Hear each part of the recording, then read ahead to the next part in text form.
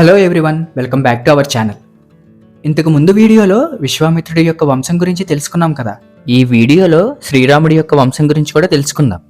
తన వంశం గురించి వివరించిన విశ్వామిత్రుడు శ్రీరాముడి యొక్క వంశంలో జరిగిన ఒక విషయాన్ని కూడా శ్రీరాముడికి వివరిస్తాడు. పూర్వం సగరుడు అనే మహారాజు అయోధ్య నగరాన్ని పరిపాలిస్తూ ఉండేవాడు. ఈ సగరుడు ఇక్ష్వాకు వంశానికి చెందినవాడే. ఈ సగరుడికి 2 భార్యలు. మొదటి భార్య పేరు కేసిని, అలానే రెండవ భార్య పేరు సుమతి. గరుగ్మంతుడు ఈ సుమతి యొక్క సోదరుడు. ఈ సగరుడు తన భార్యలతో కలిసి పుత్రప్రాప్తి గురించి భృగు మహర్షికి కఠోరమైన తపస్సు చేస్తారు. ఆ తపస్సుకి మెచ్చిన భృగు మహర్షి ఒక వరాన్నిస్తాడు. మీ భార్యలలో ఒకరికి 60,000 మంది పుత్రులు జన్మిస్తారు. ఇంకొక భార్యకి చెడు గుణం కలిగిన ఒక కుమారుడు జన్మిస్తాడు. ఎవరికి ఏమి వరం కావాలో మీరే ఎంచుకోండి అని చెప్పి భృగు మహర్షి సగరుడు అలానే అతని భార్యలకి చెప్తాడు. ఇంకా తన మొదటి భార్య అయిన కేసిని ఆ ఒక్క కుమారుడిని కోరుకుంటుంది. ఇంకా సుమతి ఆ 60,000 మంది కుమారులని కోరుకుంటుంది. ఇంకా భృగు మహర్షి ఇచ్చిన వరం కారణంగా కేసినికి అసుమంజుడు అనే కుమారుడు జన్మిస్తాడు. ఈ అసమంజుడికి కూడా అంశమంతుడు అనే కుమారుడు జన్మిస్తాడు. ఈ అంశమంతుడు చాలా మంచివాడు అన్నమాట. కానీ ఇతని తండ్రి అయిన అసమంజుడు చెడ్డగుణం కలిగినవాడు. తనకి చిన్న వయసు నుండే చిన్నపిల్లల్ని సరయూ నది వరకు తీసుకువెళ్ళి అందులో పడివేయడం, అలానే ప్రజలందరినీ కూడా ఇబ్బందులకి గురి చేయడం, ఇటువంటి చెడు కార్యాలన్నీ కూడా చేస్తుండేవాడు. ఇంకా సగరుడు దాన్ని తట్టుకోలేక అసమంజుణ్ణి రాజ్యం నుంచి వెలివేస్తాడు. దాని తర్వాత కొంతకాలానికి సగరుడు అశ్వమేధ యజ్ఞాన్ని మొదలు పెడతాడు. అలా అశ్వాన్ని విడిచిపెట్టిన అశ్వాన్ని ఇంద్రుడు మారువేషంలో వచ్చి దొంగలిస్తాడు. దీన్ని తెలుసుకున్న ఋత్వీజులు వెంటనే ఆ అశ్వాన్ని వెనక్కి తీసుకురమ్మని చెప్పి ఆజ్ఞాపిస్తారు సగరుడికి. ఎందుకంటే ఆ యజ్ఞాన్ని పూర్తి చేయకపోతే కర్తకి ప్రమాదం, అంటే సగరుడికి ప్రమాదం. ఇంకా వెంటనే ఈ సగరుడు తన 60,000 మంది కుమారులని ఒక్కో యోజనం చొప్పున భూమిని పంచుకొని ఆ అశ్వాన్ని వెతకమని ఆదేశిస్తాడు. భూమి పైన దొరకకపోతే భూమిని త్రవ్విమని వెతకమని చెప్పి ఈ సగరుడు ఆజ్ఞాపిస్తాడు. ఇంకా తన తండ్రి ఆజ్ఞని నెరవేరుస్తూ ఈ 60,000 మంది పుత్రులు కూడా ఒక యోజనం చొప్పున భూమిని పంచుకొని వెతకడం మొదలు పెడతారు. భూమిపైన ఎక్కడ వెతికినా కూడా అశ్వం దొరకదు. అందుకని భూమిని త్రవ్వి వెతకాలని చెప్పి నిర్ణయించుకుంటారు. అలా భూమిని త్రవ్వుతూ పాతాళ లోకం వరకు కూడా చేరుకుంటారు. ఆ విధంగా పాతాళ లోకానికి చేరుకున్న ఈ 60,000 మంది ఓ మహాగజాన్ని దర్శించుకుంటారు. ఆ మహాగజం పేరు విరూపాక్షము. ఈ విరూపాక్షము అనే మహాగజము పర్వతంలాగా పెద్దగా ఉండి ఈ భూమిని మోస్తూ ఉంటుందన్నమాట. ఇంకా ఆ విరూపాక్షాన్ని దర్శించుకుని దక్షిణ దిశగా తవ్వుతూ రసాతల లోకం వరకు కూడా చేరుకుంటారు.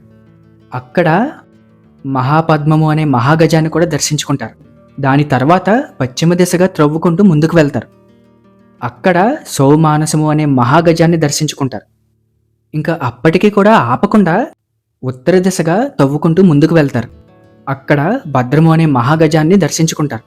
ఈ మహాగజాలన్నీ కూడా భూమిని మోస్తూ ఉంటాయి. ఈ మహాగజాలకి అలసట వచ్చినప్పుడు వాటి తలను ఆడిస్తూ ఉంటాయన్నమాట. అప్పుడే మనకి భూకంపాలు వస్తూ ఉంటాయి. ఇంత బలవంతులైన 60,000 మందిని చూసి ఈ రాక్షసులంతా భయపడి బ్రహ్మదేవుడి వద్దకు వెళ్తారన్నమాట. అప్పుడు బ్రహ్మదేవుడు ఆ రాక్షసులతో ఇలా అంటాడు: ఈ 60,000 మంది కూడా కపిల మహర్షి యొక్క హుంకారంతో భస్మమవుతారు. ఇది ఎన్నడో నిశ్చయించబడింది అని చెప్పి రాక్షసులకి, దానవులకి, కిన్నెరలకి వీళ్ళందరికీ కూడా చెప్తాడు. ఇంకా ఈ 60,000 మంది కూడా బ్రహ్మ చెప్పిన విధంగా ఈశాన్యం వైపుగా తవ్వుకుంటూ ముందుకు వెళ్తారు. అక్కడ విష్ణుమూర్తి యొక్క అవతారమైన కపిల మహర్షిని చూస్తారు. ఆ కపిల మహర్షి ఎదురుగా ఆ అశ్వం నిలబడి ఉంటుంది. ఇంకా దాన్ని చూసిన సగర కుమారులంతా కూడా నీవే మా అశ్వాన్ని దొంగిలించావని చెప్పి నిందవేసి కపిల మహర్షి పైన దాడి చేయడానికి వెళ్తారు.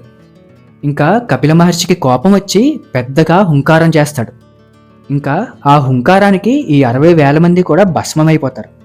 ఇంకా ఎంత సమయం గడిచినా తన పుత్రులు తిరిగి రాకపోవడంతో సగరుడు అంశమంతుడిని వెతకమని చెప్పి పంపిస్తాడు.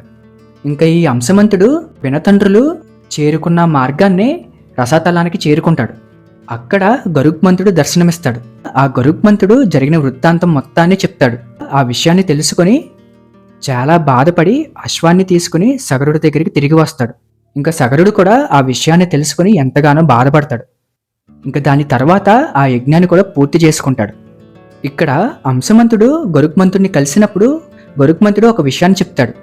నీ పినతండ్రుల యొక్క భస్మాన్ని గంగాజలంలో కలపడం ద్వారా వాళ్ళు స్వర్గాన్ని పొందుతారు అని చెప్పి అంశమంతుడికి చెప్తాడు. ఇదే విషయాన్ని అంశమంతుడు సగరుడికి కూడా తెలియజేస్తాడు. ఇంకా ఈ సగరుడికి ఆ గంగాదేవిని భూమి మీదకి ఎలా తీసుకురావాలో తెలియక 30,000 సంవత్సరాలు అయోధ్య నగరాన్ని పరిపాలించి స్వర్గస్థుడవుతాడు. ఇంకా మనం తర్వాతి వీడియోలో ఆ భగీరథుడు ఎంత కఠోరమైన తపస్సు చేసి ఆ గంగా నదిని భూమి మీదకి తీసుకొచ్చాడో తెలుసుకుందాం. తర్వాతి వీడియోని మీరు ఎట్టి పరిస్థితిలోని మిస్ అవ్వకండి, ఎందుకంటే భగీరథుడు ఎంత కఠోరమైన తపస్సు చేశాడో నేను వివరంగా వివరిస్తాను. నా వీడియోల నుండి ఏదైనా ఒక మంచి విషయాన్ని మీరు తెలుసుకుంటున్నారు అని చెప్పి మీరు గ్రహిస్తే మన ఛానల్ని సబ్స్క్రైబ్ చేయండి, అలానే మీ ఫ్యామిలీ అండ్ ఫ్రెండ్స్కి కూడా షేర్ చేయండి. మళ్ళీ మనం తర్వాతి వీడియోలో కలుద్దాం. ఓం నమః శివాయ.